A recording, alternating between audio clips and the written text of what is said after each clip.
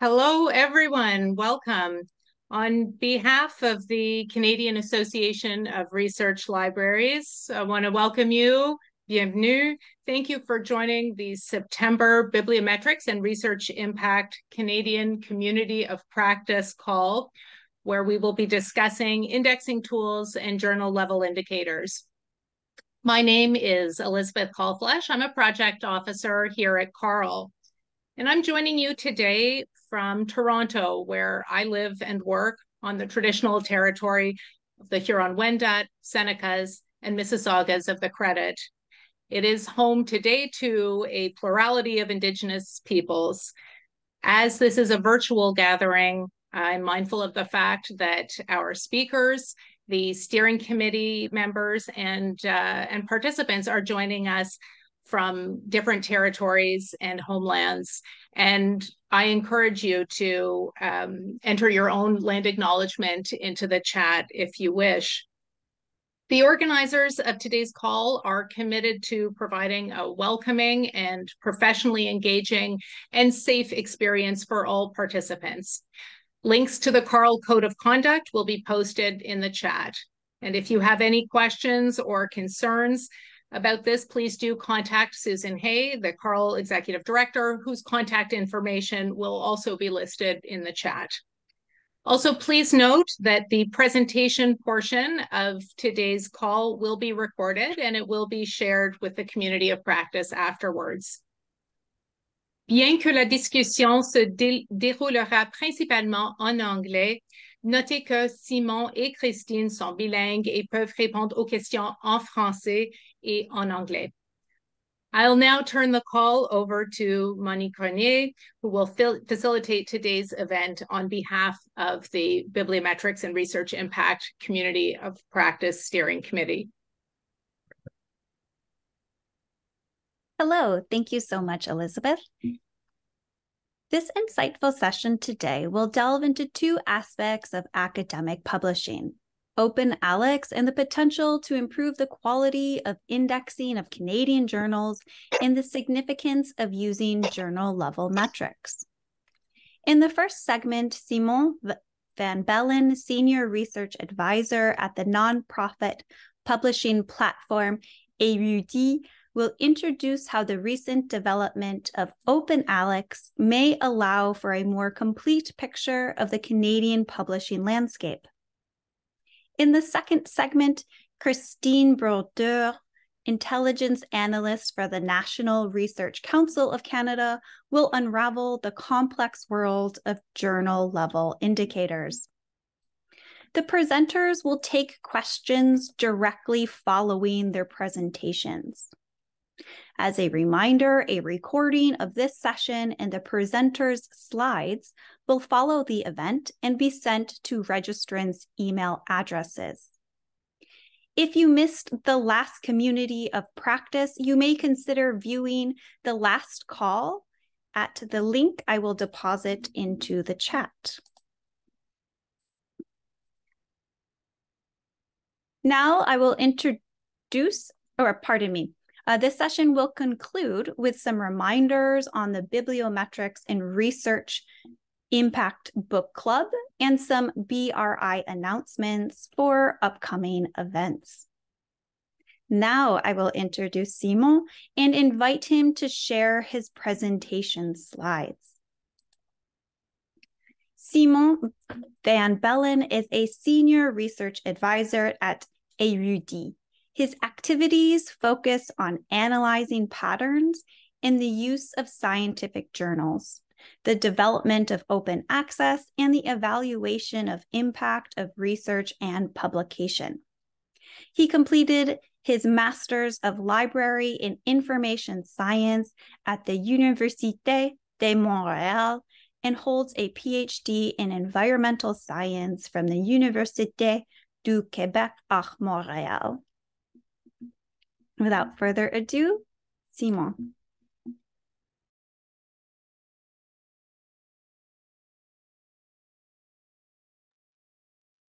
Hi, hello, bonjour. Thank you very much for this opportunity to present today. my research that I did on OpenAlex and the Canadian journals. Before that, I'm based at Érudit in what is currently referred to as Montréal, and I would like to acknowledge that we are located on unceded Indigenous lands. The Kanien'kehá:ka Nation is recognized as the custodian of the lands and waters where we are located. The Tiohtià:ke is historically known as a gathering place for many First Nations, and today it is home to a diverse population of Indigenous and other peoples. I'm based at Montréal, at Érudit in Montréal, as I just said, and we work with lots of Canadian journals. So I'm focusing today on the Canadian journals and how they are indexed in OpenAlex and how this can help us perhaps doing better bibliometric research and research evaluation.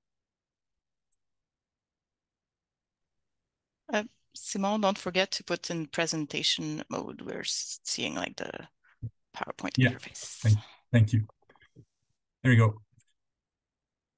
So bibliometrics and research impact, what are we looking at? When we do accurate research, accurate evaluation, we require robust data. And if we cannot have all of the data, we need at least representative samples. Multiple tools exist for bibliometric research. We have commercial databases like the Web of Science, Scopus, Dimensions, and more recently there are tools, open tools, open options, for example, OpenAlex, but also Lens are available for bibliometric research. Often bibliometric research is performed using Web of Science or Scopus because those are options that we have available. Our institutions pay for that, so we like to use that. Dimensions is now free for research purposes and available as well. And of course, the open options are there as well, and they may be more appropriate. So it is important to choose the right tool for the right exercise, for the right research project. Some tools are more accessible than others. Of course, OpenAlex and Lens are among those, but can they provide robust data? And today I will focus solely on OpenAlex to be able to explore how it can help us doing better bibliometric research. So we focus on the Canadian scholarly journals and their content. And we know from the start, we know that indexing is deficient in the more established databases for Canadian scholarly journals. For example, only 25% of the journals on Érudit are actually indexed in Web of Science. And these are not necessarily established in the long term in Web of Science. They may be in being adopted mode, if I may say it like that. So keeping that in mind, Web of Science and Scopus create a distorted image of Canadian journal publishing because we just cannot access to all of the content. So can OpenAlex be used as an alternative source?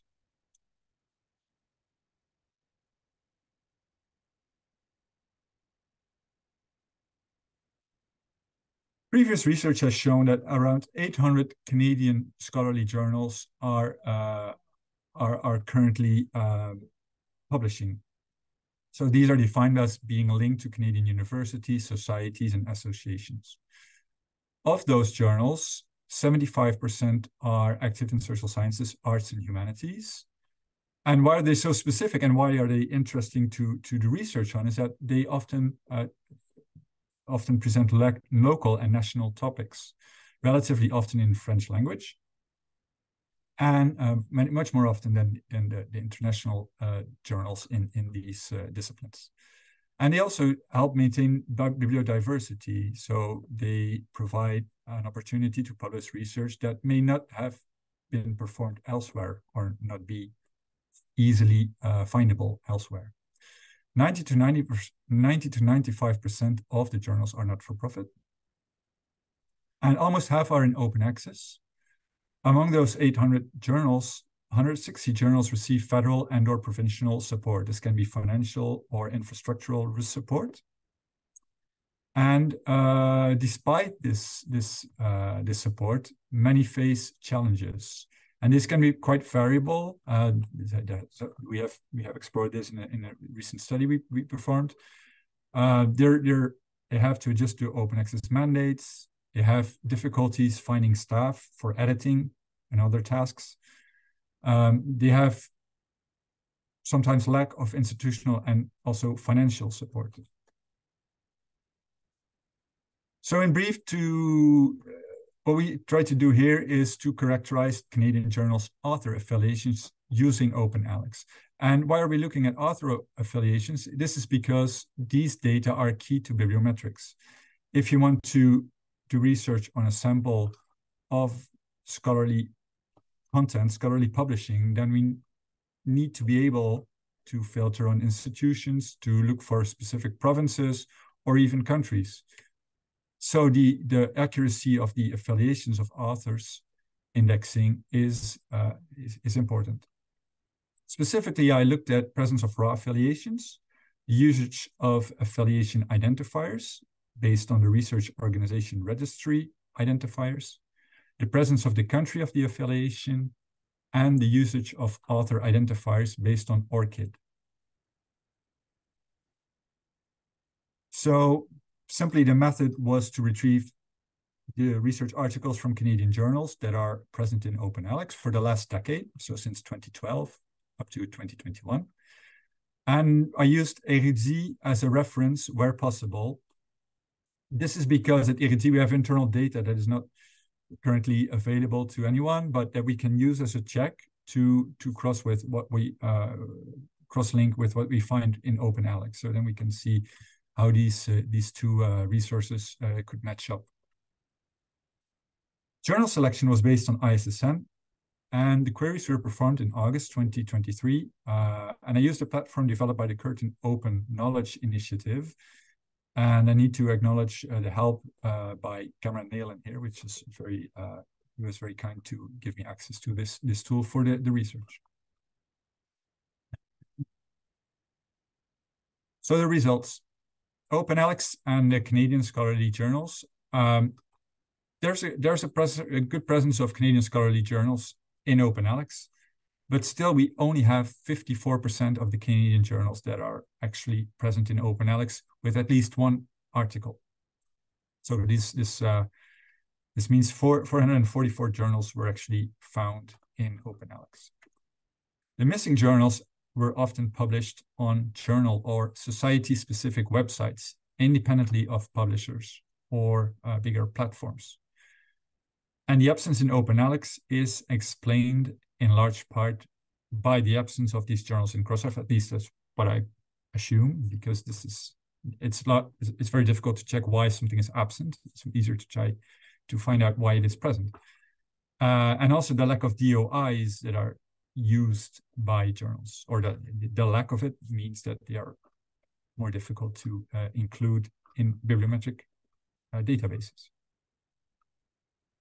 So the output provided by OpenAlex actually can be summarized by these 5 columns. Of course, this is what I specifically looked at.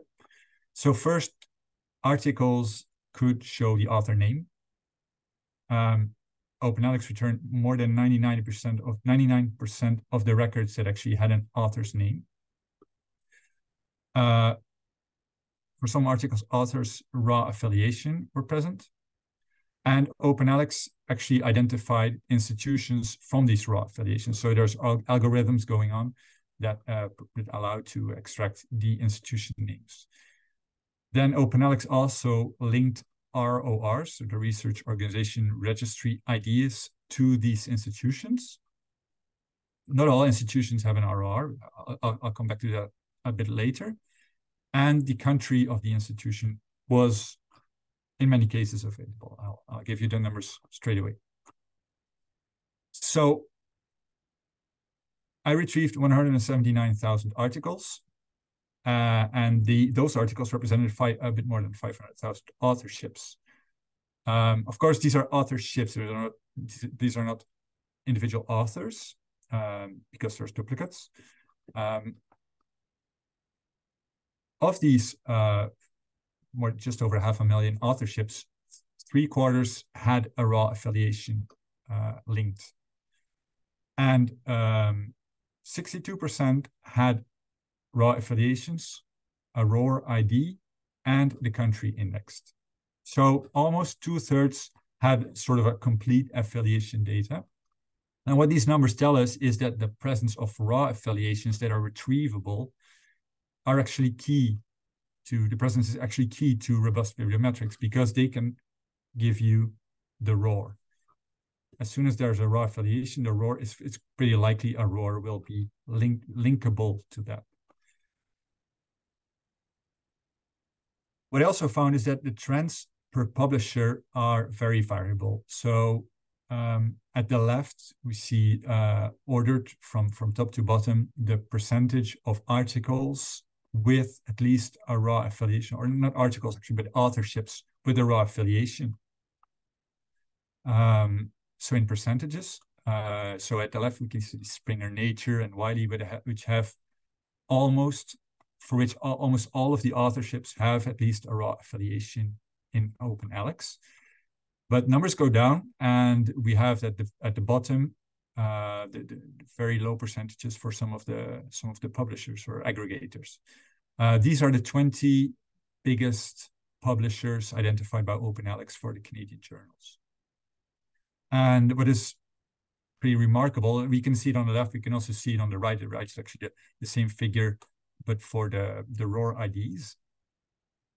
And we can see that there's a certain trend with the more, let's say the commercial publishers having higher percentages, higher presence of affiliations than some of the not-for-profit publishers. This includes Érudit as well, where I'm based. But also University of Toronto Press, unfortunately, and other publishers that well, we can say may not have the possibility to show or to make retrievable author affiliations. Of course, this affects bibliometric research. If you look at author disambiguation with ORCID, I found that 44% of the authorships have an ORCID assigned in OpenAlex. And again, the trends are highly variable according to the publisher. So trends are a bit different, but some, we can see the percentages go from almost 100% authors having an ORCID assigned, and it just goes down to 12% for Érudit.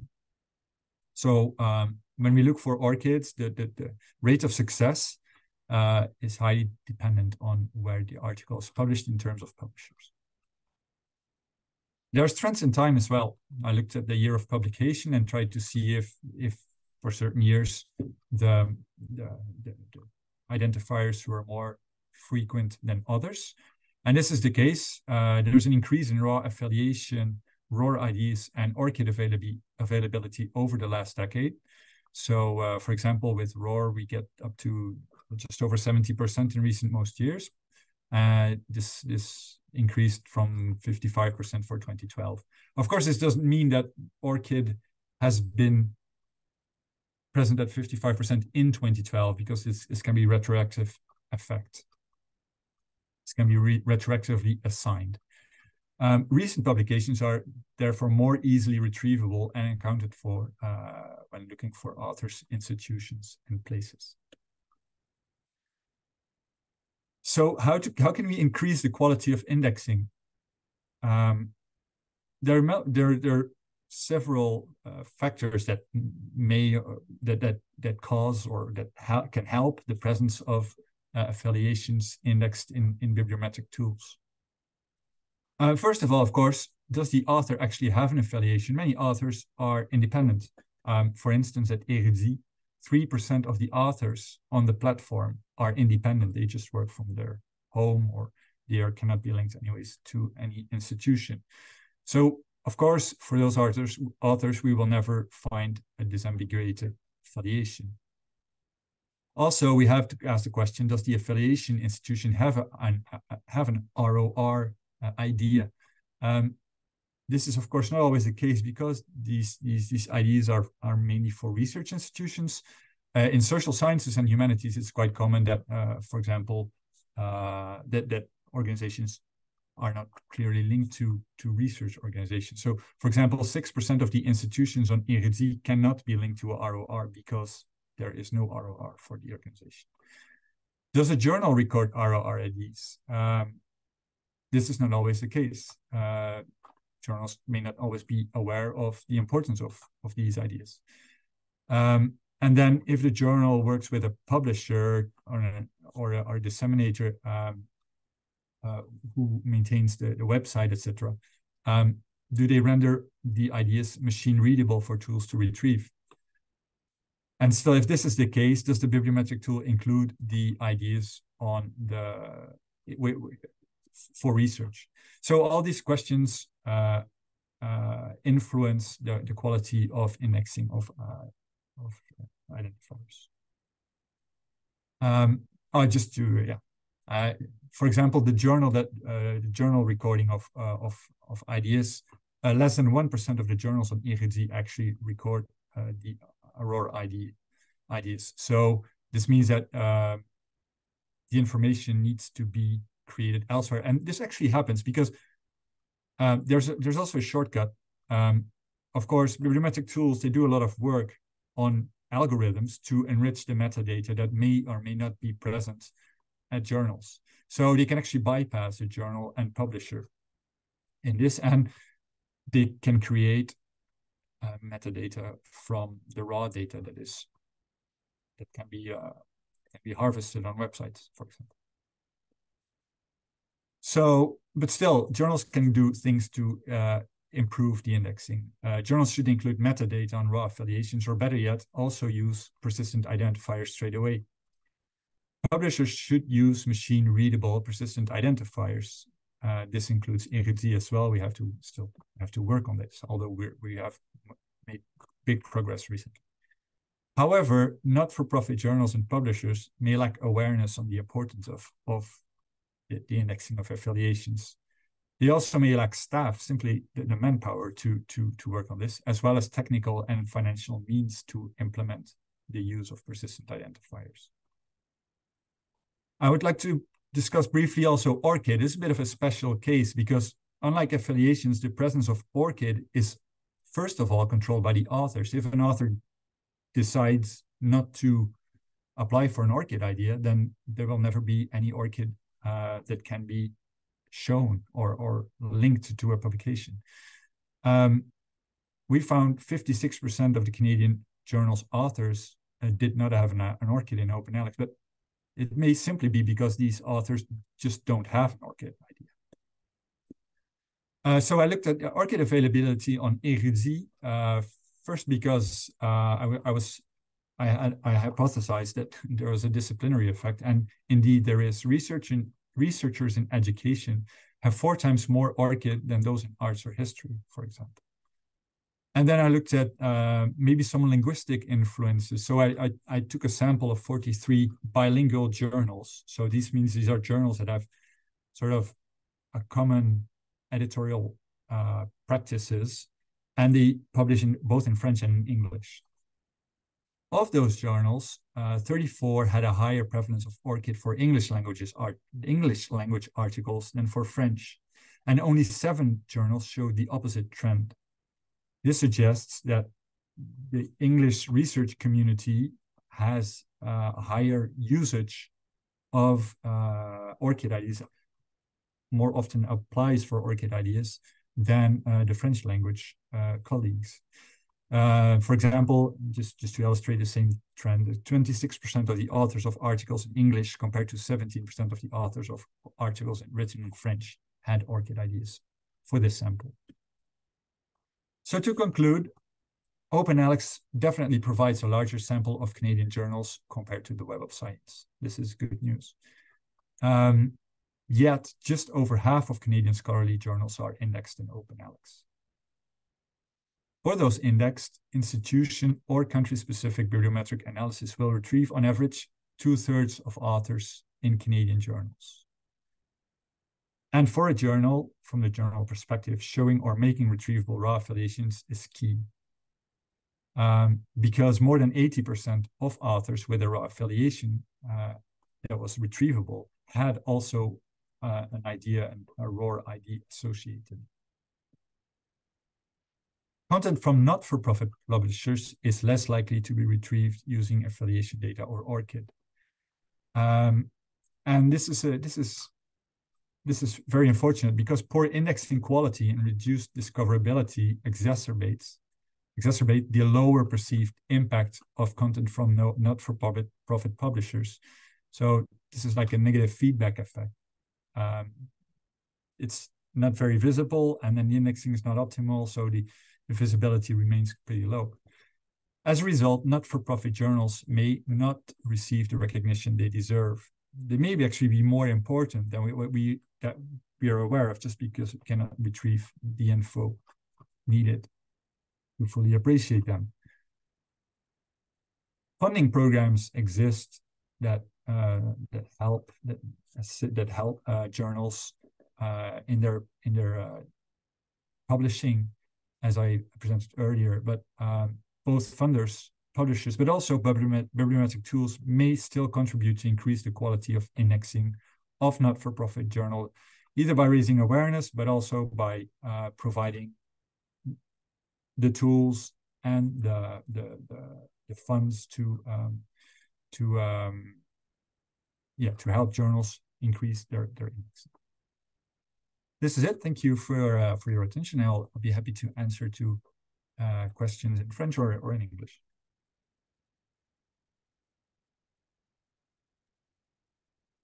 Thank you so much, Simon. As stated, we will now take questions from the audience. You're welcome to ask your question in English or in French.